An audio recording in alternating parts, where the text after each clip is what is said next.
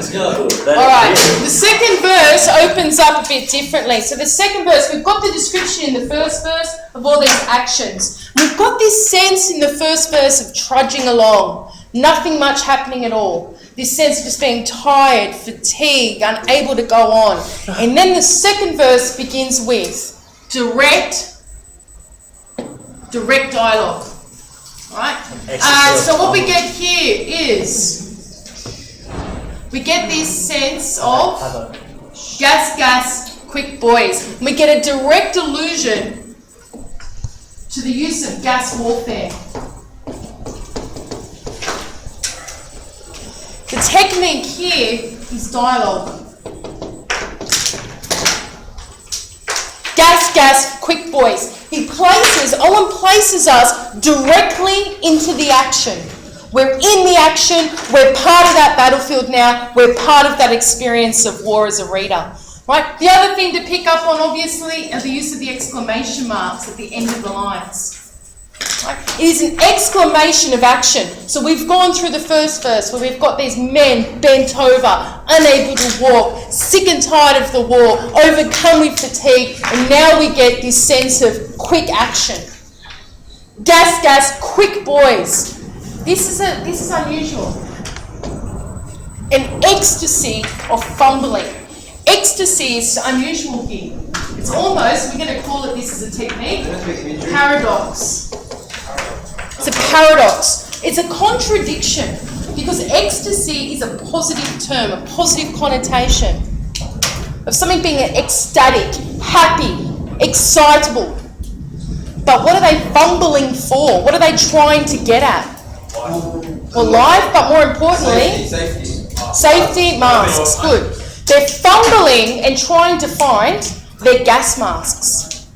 So it's not an ecstasy at all. It's panic. It's complete panic. And we see that in the use of the exclamations. We see that in the dialogue. Gas, quick boys. And then an ecstasy of fumbling, finding that gas mask to wear, fitting the clumsy helmets just in time. Then we get a pause. We get the use of a semicolon. Semicolon. The semicolon breaks the phrase. So this ideal, right? Gas, quick boys, they grab their helmets and they throw them on just in time before the gas sweeps over them. Now remember from Mr. McDonald's description, the gas burnt away at your skin, it burnt away at your lungs, it corrupted every element within you. And then we get this. But. Right? We get. What's the conjunction? Right? There's your sentence there, the semicolon use. Yeah?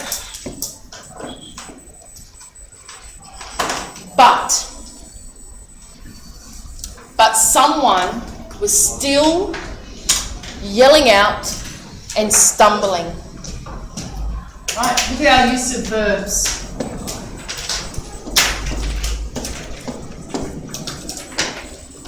So you're in a group, quick boys, gas, you go, throw your gas mask on, but someone still was yelling out and stumbling. We can see here too the alliteration of the S sound.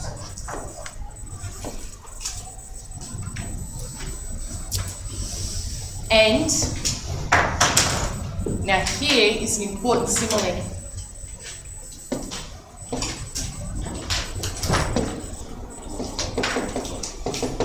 And look at the image created here.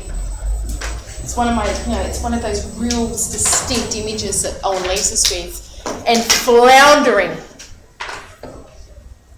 like a man in fire or lime. Why lime? Hands up. What colour's the gas? Green. Green, right? So we get that sense of this misty green and they're floundering. Whenever I think of floundering, you know what, I have this image of a fish. Me too. Right? When you're fishing and you've got the fish, you take the hook out of the fish and then what does it do? It wriggles around, it jumps around, it flounders. So we get this image of this man who was unable to get his gas mask on in time, and he is lying on the ground, writhing, flapping around, be overcome by the gas. He's floundering like a fish out of water. And it almost takes away and it dehumanizes. Remember that word we're going to focus on? I need Andre. Shh. Dehumanizing. Dehumanizes him. Dim through the misty panes and thick green light. That's all metaphor. Whoa. Right, so that is all your...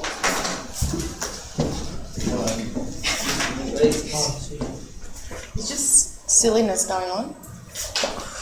Alright, that's all your metaphor. Misty panes and thick green light. This sense of hallucination, this sense of transparency. You've got to think of it from this perspective, because he places you as a reader in this scenario. He wants you to picture all of this. He wants you to feel, this is important, he wants you to feel like you're there at that moment.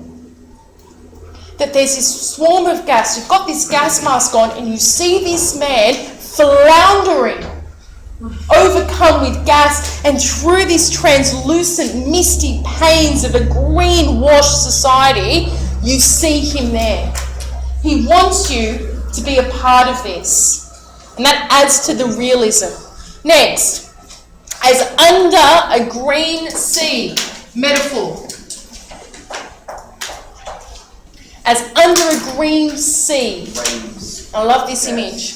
This is metaphor as well. We've come away from we, the personal pronoun we, to I. I saw him drowning. So we get this metaphor here, we get that use of I, his personal story. Drowning. A metaphorical drowning. Unable to come to the surface, unable to find his space back up into the clear air. This image is so, we're going to call the word stark. Right, like I am. Yep. It's a stark image of suffering. Write that down. It's a stark, a brutal image of suffering. And there is nothing Owen can do to stop it. Owen is absolutely in this situation. He's helpless. He's unable to do anything.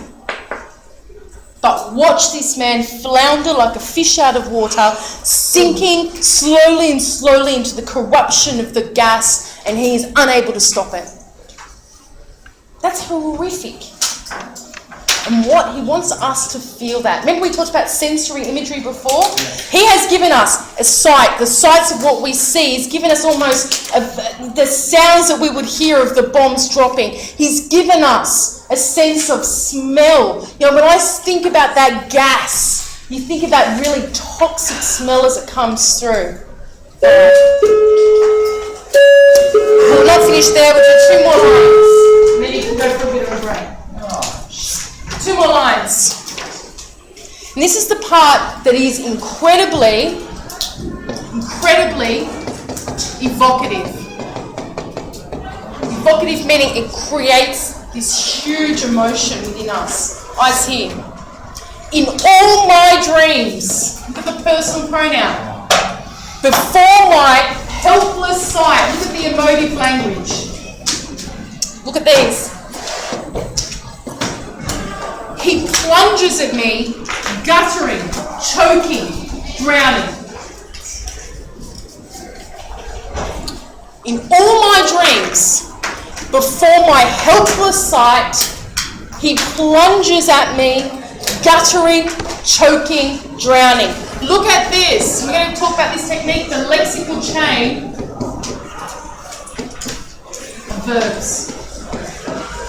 In the present tense, as if it is happening right now to him. that psychological trauma of watching this man die from a gas attack. All right, we'll stop it there. Please, 10 minutes. 10 minutes.